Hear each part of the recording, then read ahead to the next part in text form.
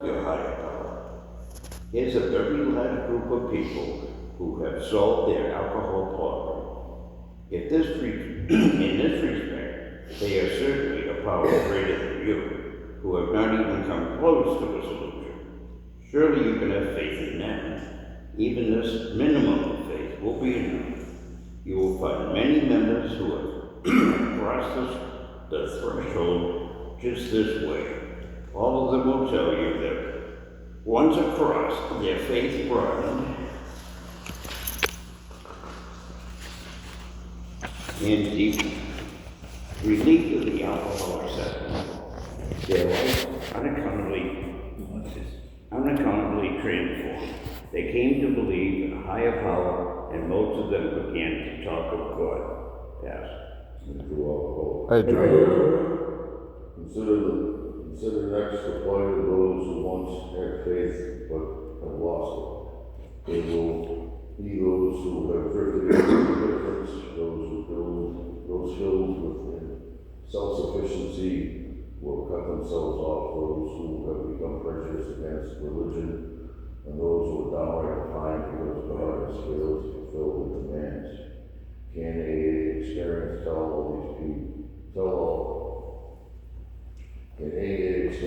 all the things they may still find faith that works? Sometimes AA comes hard to those who have lost or rejected faith, to those who never had any faith at all.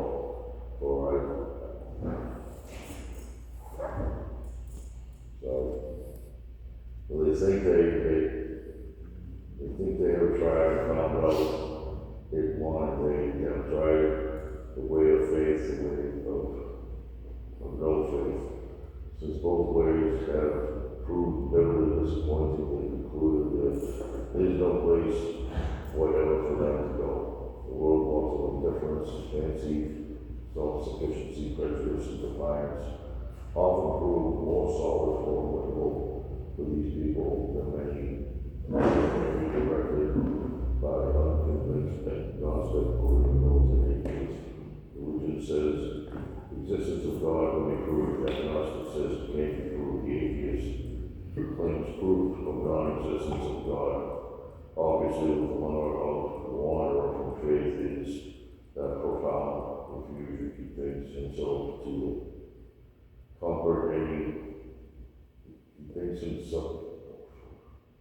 he thinks himself lost to the comfort of any conviction at all. He cannot attain even a small degree of assurance of the believer, the agnostic or the atheist. He is bewildered.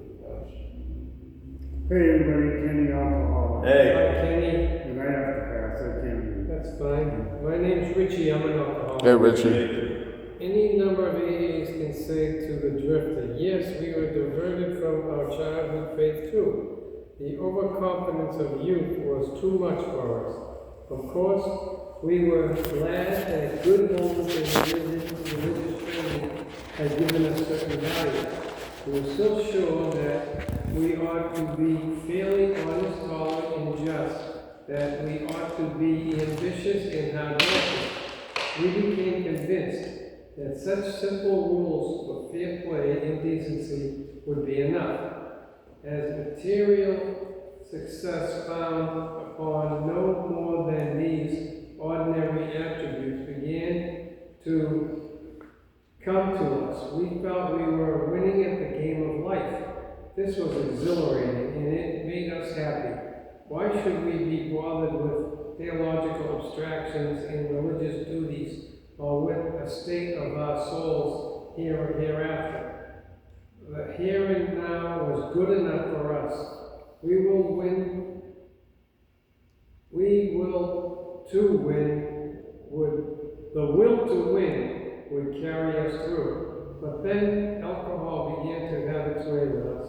Finally, when all the scorecards were at zero and we saw that one more strike would put us out of the game forever, we had to look for our lost faith. It was in AA that we rediscovered it, and so can you. Now we come to another kind of problem, the intellectual self-sufficiency man or woman. To these, many AAs can say, yes, we were far too smart for our own good. We love to have people call us precocious. We use our education to blow ourselves up into prideful balloons, though we were careful to hide this from others. Secretly, we felt we could float above the rest of the folks on our brain power alone.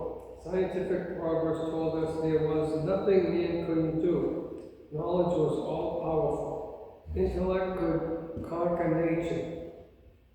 Since we were brighter than most folks, so we thought, the spoils of victory would be ours for the thinking. For the God of intellect displaced the God of our fathers. But John Barleycorn had other ideas. We who had run so handsomely in the walk, turned into false losers. We saw that we had to reconsider or die. We found many in AA who once, as we did, we found many in AA who once thought as we did. They helped us to get down to our right size. By their example, they showed us that humility and intellect could be compatible, provided we placed humility first. When we began to do that, we received the gift of faith, a faith which works.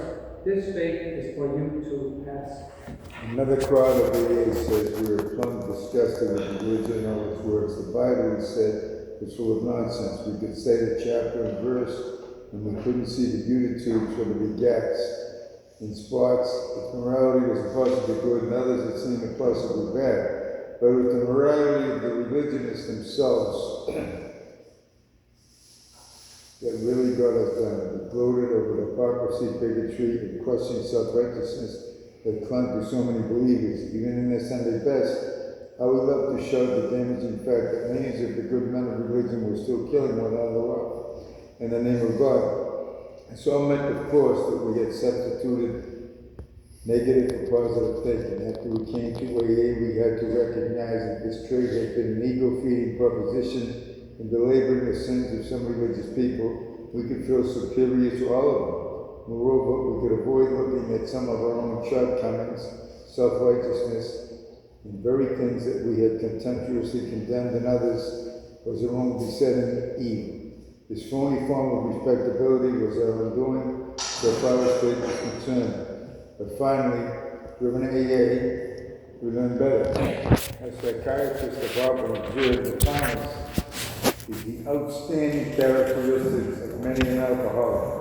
So it's not strange that lots of us had our day at defying God Himself.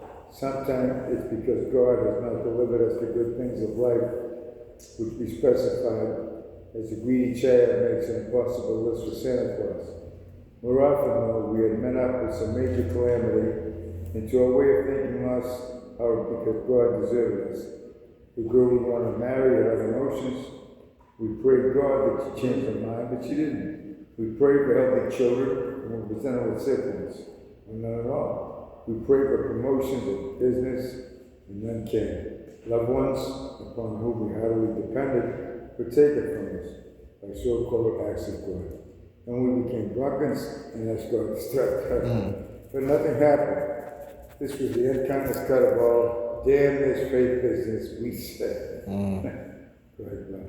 All right, Rob Alcoholic. When we encountered AA, the facility of our defiance was revealed. At no time had we asked what God will have, what God will was for us. Instead, we had been telling Him what it ought to be.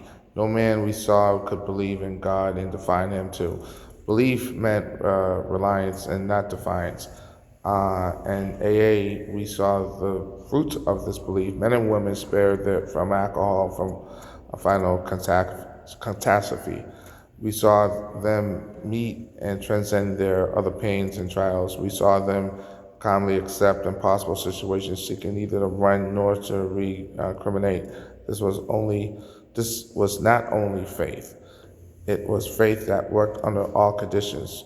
We soon concluded that whatever price and humility we must pay, we would pay. Now, let's take the guy full of faith, but still reeking of alcohol. He believes he is devoted. His religious observation and scrupulous, what? Scrupulous. Scrupulous, okay. Scrupulous. Dictionary. Shut up. Okay. Oh boy, we're gonna get along fine. He's sure he still believes in God, but suspect that God doesn't believe in him. He takes pleasures and more pleasures. Following each, he not only drinks again, but acts worse than the last time. Randomly, he tries to fight alcohol, imploring God's hope, but the help doesn't come. What then can be the matter? Pass. To clergymen, doctors, friends, and families, the alcoholic who means well and tries hard is a heartbreaking riddle. To most AAs, he is not. There are too many of us who have been just like him and have found the riddle's answer. This answer has to do with the quality of faith rather than its quantity. This has been our blind spot. We suppose we had humility